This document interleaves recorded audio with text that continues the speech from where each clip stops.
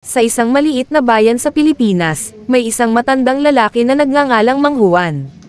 Siya ay kilalang kolektor ng iba't ibang imahen ng mga santo.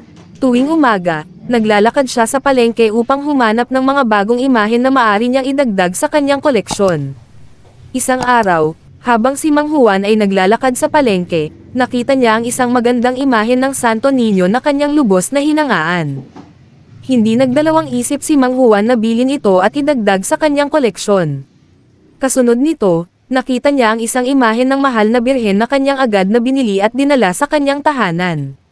Sa tuwing may kasalukuyang magandang imahen na may lalagay sa kanyang koleksyon, lalo pang lumalim ang kanyang pananampalataya at debosyon sa mga santo.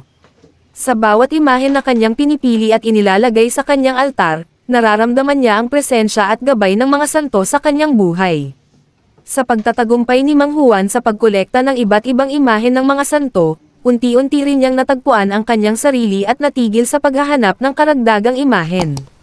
Sa pagtitiwala at panalangin sa mga santo, natagpuan ni Mang Juan ang tunay na kahulugan ng pananampalataya at pag-aalay ng puso sa kanyang mga banal na mga santo.